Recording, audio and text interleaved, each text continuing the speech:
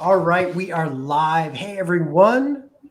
James Gardner here again, another Heroes on Vitality. Yes, we are back, and today's guest is going to take us down a multi-level discussion today, a conversation around a lot of things, all or all that take place on a journey of health and wellness, understanding one's own pain, one's own barriers with which on the other side is more authenticity. And she's an amazing soul. We affectionately know her here in our Vitality community as Amy 3.0. And it's my privilege to welcome Amy Duhamel to Heroes on Vitality. Hello, Amy. Hello, James. Thank you so much for that lovely introduction. And it's a pleasure to be here with you today. Thanks, Amy. And there's so much we're going to talk about today that's very inspiring and motivational to men and women. I just want to share with our group this is really about you have a really strong, unique journey of three, if you will, up-level events or three different styles of Amy that's been so far, and there'll probably be an Amy 4.0, I imagine, too, when you hit the big 4.0. You bet. You betcha. You are also, though, you are a proponent for self-love, for understanding one's own healing journey. We're going to talk about that, and very importantly, ladies and gentlemen, she is an ambassador, an advocate, and a champion of abuse awareness in our society. And this is going to be a really deep dive discussion here. And I hope we can tie it all in a nice bow for people to take away and really maximize their own lives. So, Amy, tell us. Because everyone's going 3.0. Oh. Yeah. So who's Amy 3.0? So Amy 3.0 is here to be a positive impact on people and the planet.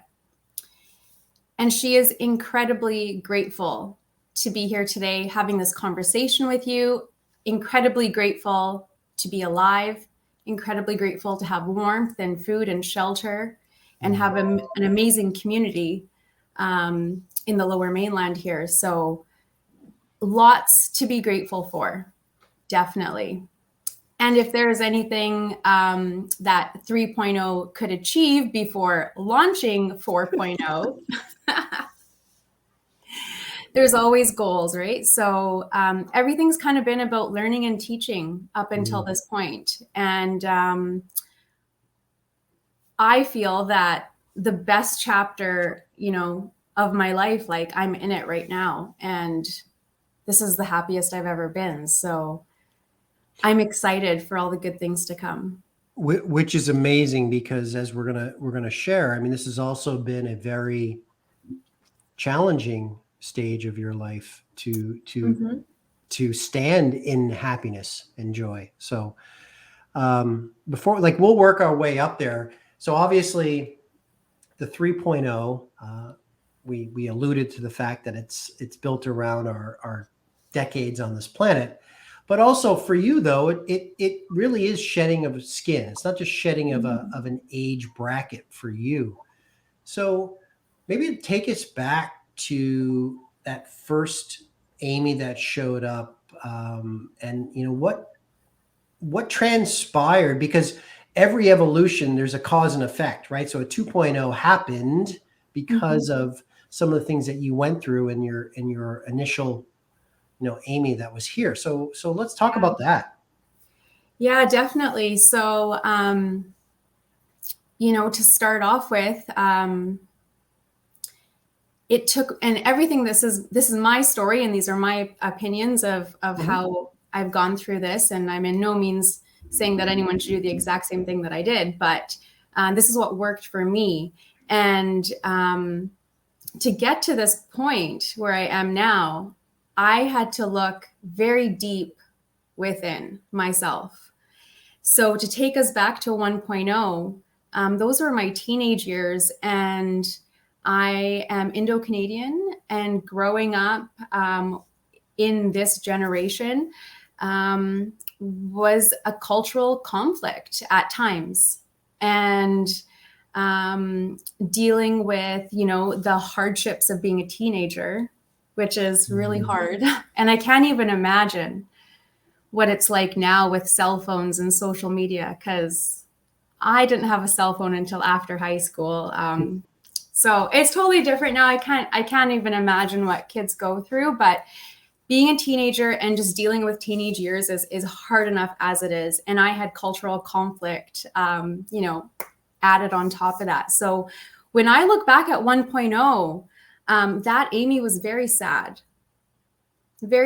for a lot of reasons, and was really just looking for some human needs to be fulfilled, which were love and affection. And I came from a very loving family, so that's not what I'm referring to. We watched a lot of movies, Hollywood, Bollywood movies. And when you watch those movies as a child and you're growing up, you really don't have the real world up here in your head or in your heart. So Ames 2.0 was wearing these rose-colored glasses. And with those rose-colored glasses, I found myself, I keep saying her and she and me, and it's all me that I'm talking about. So for myself, it was like, wow, she's got these glasses on, and looking back at 2.0, it's like, oh, well, if only things could have been different, or if only that didn't happen. But that just brings us back to what you said before, that I truly believe that all those lessons that I learned along the way have brought me to where I am today and now. So I'm grateful for everything that I've been through. They've all, been opportunities, or every obstacle has actually turned out to be an opportunity of some sort. So a challenge or an obstacle has been the way that it's been. And then 2.0 went through the bumpiest road, let's just say. You bring up a really great thing, which is a big part of the work that I do, and my journey too is understanding, looking back at my teenagers, back to my child years. I call them my child years in particular. And I too, my thing was escape, and my escapism was movies. And it really did create this false sense of reality to how I perceived the world to be. And a lot of the collateral damage that has happened in my life through my own evolution, if you will, I've really been able now to tie that back to really that. This I know this false sense of reality, and it's not like movies are bad. It's not that. It's just like it was just, I went all in, and I didn't have anything to kind of balance that reality fantasy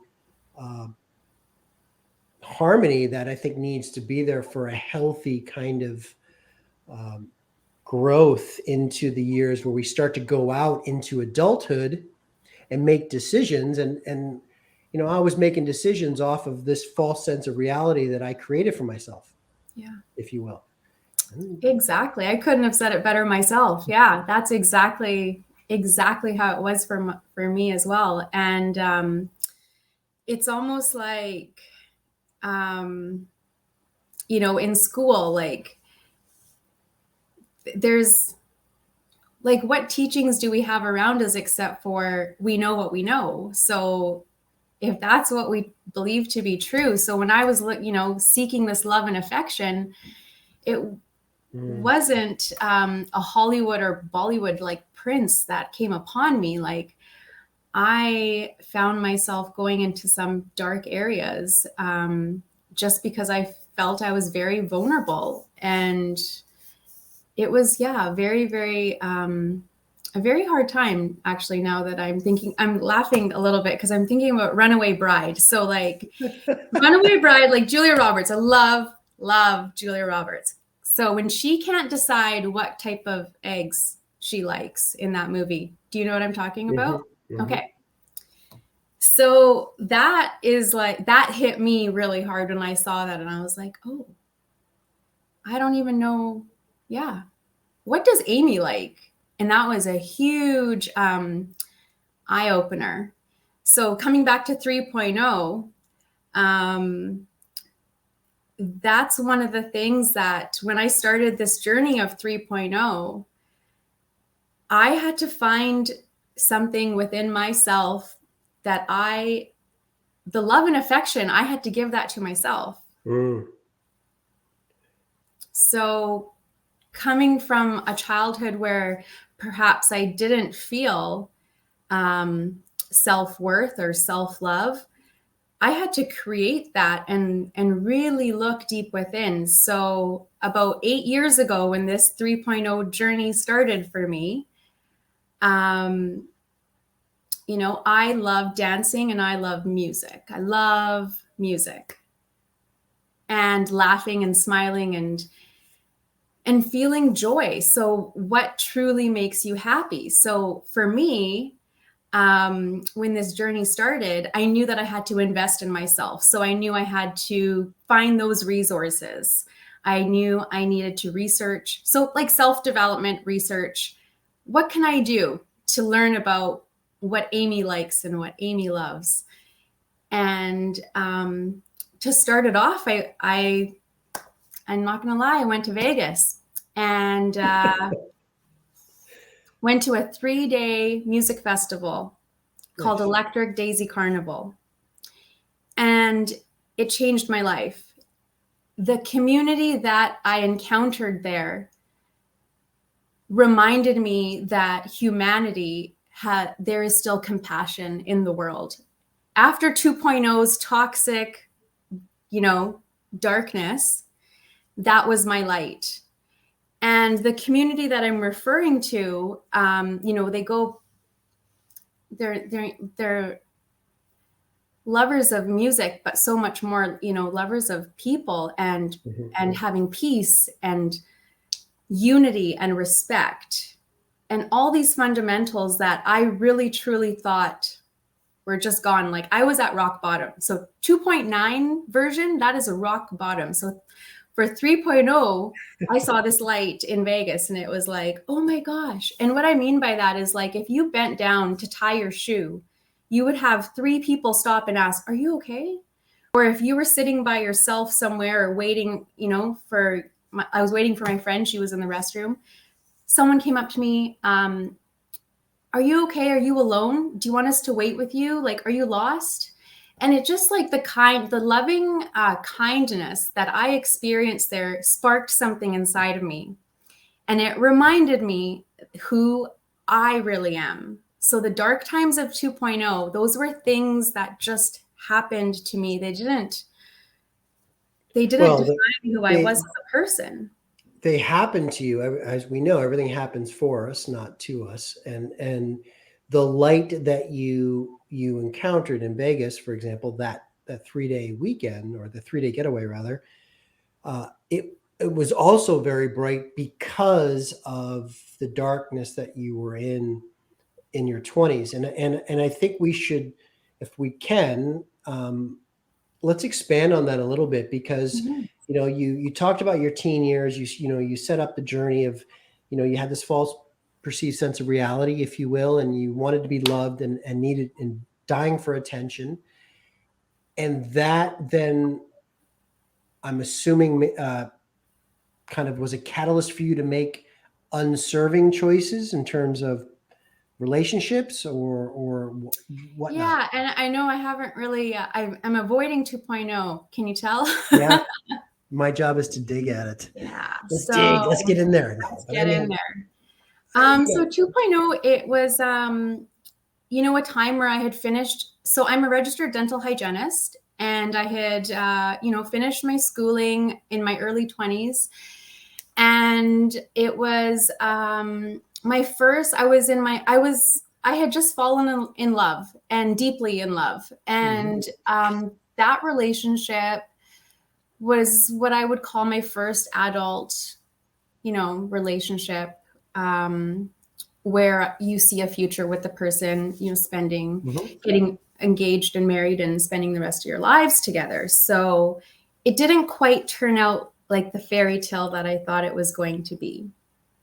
And there were a few different factors involved, but in the end, I was taken advantage of in, a few different ways. And my heart was broken. And I just felt not worthy, not loved. I was just really, really in a dark place for myself.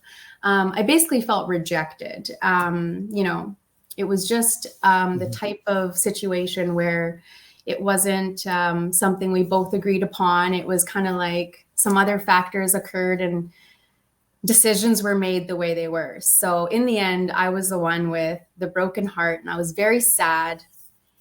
And during that time of sadness, I was just really looking for, someone to just kind of help take me out of that. And somebody found me, and they did take me out of that. And that person was, what turns out to be, I'm going to just say, narcissistic sociopath. And I was the perfect prey at that time. So very quickly, the rose-colored glasses were on. I found happiness and joy with this person. It seemed too good to be true. The red flags were going off, but they were quiet, but they were there.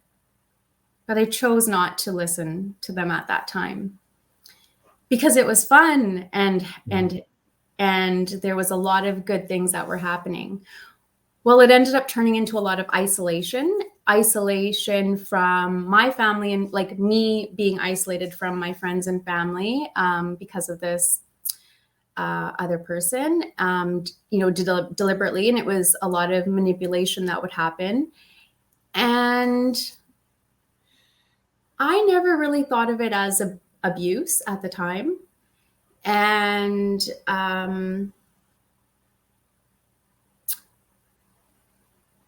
really I just kept thinking, no, it's going to be okay. Like, this person can change. Like, it's not always going to be like this. I was just making a lot of excuses and, just hoping that it was going to be okay. And then just to touch light on, it wasn't okay. So that was my ex-husband. And it wasn't okay. And rock bottom basically happened over a span of time. It wasn't just a singular event or a single night. Yep. It was a series of events that occurred. And, it's taken me a really long time even to remember some of the things that had happened. So I'll try to just sum it up into, there was broken bones for myself and also my little cat, my kitty at the time. So we both had broken bones because of this person. And police were involved. Calling 911, asking for help was something that happened. And I had locked myself in the bathroom. And that's when I said my name to the 911 operator. I was using my married name at the time. However, as I said it, I was like, that's not me. And I heard someone else speak from within. And legally, I hadn't even changed my name. So the fact that I said it to the 911 operator, it was like, it was a very surreal moment. Yeah. And when I said it out loud, and I was like, no, this is just something that's happening. Like, this is not, you're not stuck in this situation. It's like, I just had a little flash of light. And after a lot of things happening with police and court and lawyers and all that lovely stuff, that relationship came to an end. And I'm very grateful, very, very, very grateful which for is the birth of you showing up the way you are now, right? Yeah. And that's why I literally say I'm grateful to be alive this day. Yeah. The last day that I saw that person, the police were involved, and I'm grateful that they were there, because had they not been, the chances of that person coming back and harming me even further or killing me were a possibility. And so that was when I knew that, no, I'm just in the wrong place at the wrong time. And this is just someone that I happen to, know for this part of my life, but it's definitely not going to be for the rest of my life. So there's got to be a big change.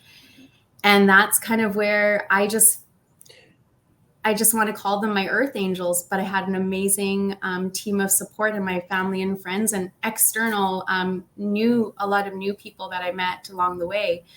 But I'm incredibly grateful for that. So Amy, first off, thank you wholeheartedly for sharing that with us, of course.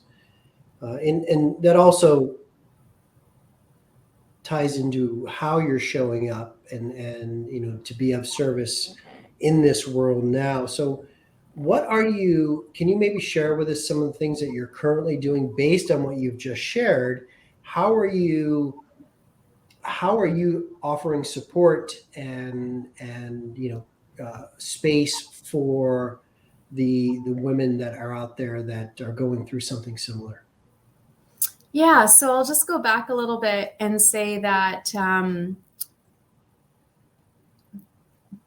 for myself, when I was in that situation, before I made that 911 call, there would be times where another family member on his side of the family would say, "Oh, yeah, you look good when you wear that much makeup. When you wear all that makeup, that's good," because it was covering up bruises or marks.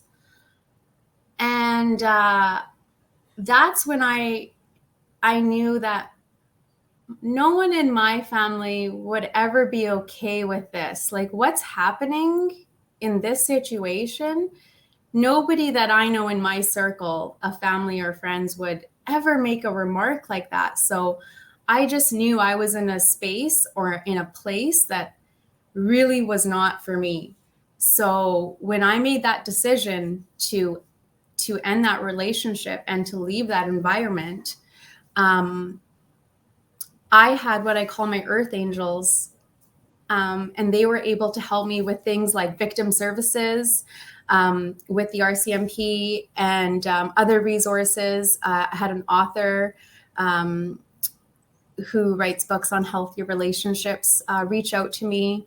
And I was just provided with an overwhelming, abundance of support from all these wonderful people. So now I want to be able to do that for, even if it's just one person, and be a positive impact. And I just want to say that those resources, they exist. So don't ever feel that you're stuck, because that's how I really did feel for that part of my life, that I was stuck in that situation and that there was no way out. I was embarrassed to ask for help. Right? I was, very, very, very difficult time. But now that I look back on it, it's like, oh my goodness, I just want every woman out there to know that, like, you just need to stay positive and know that there is a way for healing to occur, and there is a way to be happy. And there is a way out. There is a way out. Yeah. And there's so many community services. So basically in my community, I just wanted to be able to help with something called Fresh Smile, Fresh Start. Fresh Smile, Fresh Start. And it's a community project where we basically collect brand new personal essentials and donate to women and children that are escaping domestic violence. So as a dental hygienist, it kind of started with a snowball idea of donating dental hygiene products, toothbrush, toothpaste, because literally sometimes when you got to go and get yourself out of that horror, like that horrific situation that you're in, you do not have time to pack. Okay. You have time to grab the keys. Like one time I went to escape and I went to start, I had nothing. I just had my car keys. I went to start my car, couldn't start my car because he had unplugged the battery in my car. So I had a lot of circumstances where I was being isolated and being basically held there. And I was on a 3rd floor condo. So it's like, do I jump? Or how do I call for help when my cell phone is smashed because somebody has just smashed it on the floor? So there's lots and lots of, times where it's absolutely terrifying. And before it even gets to that point, like if the red flags are going off, please just listen to them. Please just listen to them. And the community support is there. And whether it's people that you know and that's why I'm on Instagram, I'm on Facebook, and we've just like created that space with social media and Fresh Smile, Fresh Start that anybody can reach out to us. And it's, basically totally anonymous. You just have to say like, what you're in need of, and we can try to just get you those resources and that support. Yeah, we'll make sure that we put that information in with the show notes here so people can click on, they can find you, follow you on IG and all that stuff. And yeah, and for anyone out there that knows of somebody too, this might be something for you to share their way, because there is ultimately what we're saying is there is support and there is a next step, there is a way out. And Amy is living proof of that. And what I'd like to do, Amy, with the time we have left a little bit here, is I'd also like to talk briefly about your health and wellness journey. We talked a little bit about this is really more so your mental health, mental wellness journey that you've been on. Because I know you've done some work with Vitality Wellness World on your health journey, and maybe you can just kind of share a little bit some of the insights that you've learned from working with our chief practitioner Ariel and so forth. Yeah, it was. I was so happy when I got introduced to Ariel. I had actually been out kind of I was basically looking for her. I just didn't know her yet. So I was out there looking for, a medical health professional to basically say to me, this is what you're deficient in, and this is what you need to take as far as vitamins and supplements go for optimal wellness. So that's been a part of my journey as well, is just always, trying to achieve optimal wellness in mind, body, and soul. And meditation, yoga, all those things that for me, that's what brings me joy and a peace of mind. But also for the physical body, I didn't have anyone to guide me in that direction. So meeting Ariel has just been absolutely wonderful. I just kind of did a before and after, because I met her last year in 2020. So doing the fact that she has the technology that she does, it's just absolutely mind-blowing. It's amazing. Yeah. So to be able to see that all happen right in front of your eyes in your appointment, it was very, very, very impressive to me. And I definitely drink Kangen water, so I'm a big advocate of 9.5, and it's made a world of difference for me, and definitely in how I've been feeling overall. I'm going through something right now for this year with an injury that you can't see, am dealing with a brain and spine injury Mm. this year. And so having that support of Ariel and, having, someone with that knowledge base that you can just go to and you trust, it's been an absolute blessing, I have to say. Great. Well, I think all of us have a journey on health and wellness if we choose to take it. I think we can all up level our game, and I too totally geeked out on the science and Yeah. the equipment that she has at her disposal when you're in there, because like you said, when you actually see something in front of you from your own body on a big Mhm. screen, for example, you have to pay attention. Yeah.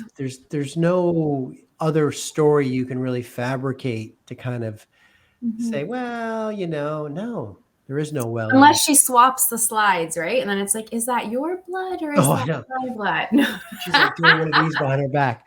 Here we go. Live blood analysis. Pick a hand, any hand. No, I'm just totally kidding. But that's what happened this time around with my after, because my blood was so good. And I was like, no way, it's gotten that much better since last year. Like I was absolutely blown away. So I was like, are you sure you didn't swap the slides? Because my blood's looking pretty darn good.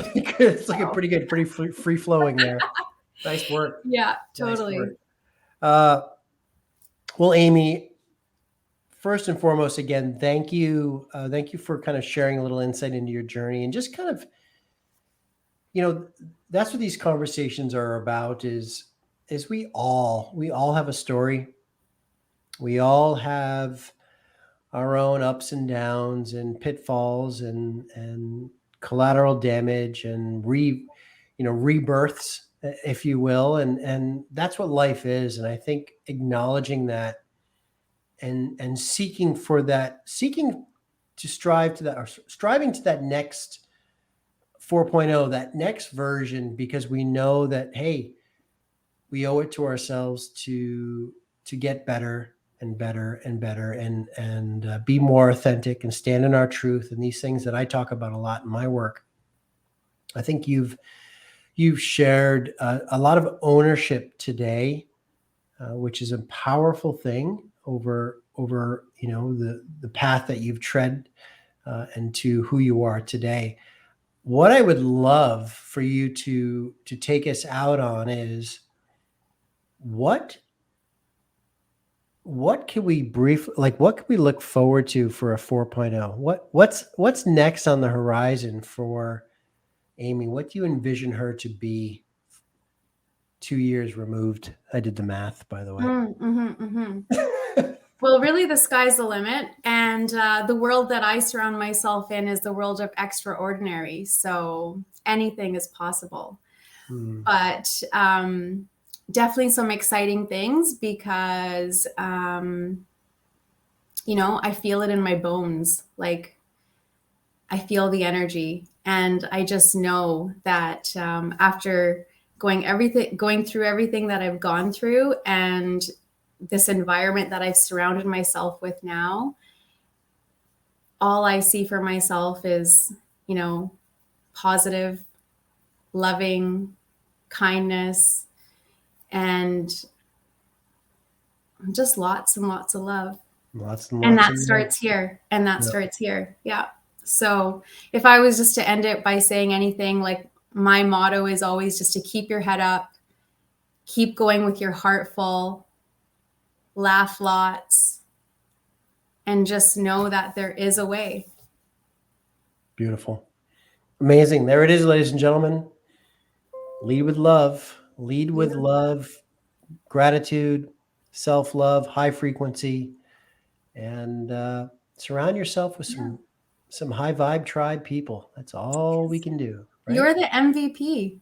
No. You are the MVP. We all are, right? So we are our most valuable persons. We are our most valuable players in this game of life. We got to take care of ourselves, because we can't take care of anyone else unless we take care of ourselves first. Beautiful. All right, Amy, always a pleasure. Thank you so much for sharing your story. You hang tight while I log out here. And for everyone out there listening, thank you for tuning in. We'll be back again with another inspirational story. Mad love to the courageous, and we'll see you soon. Thanks. There you go.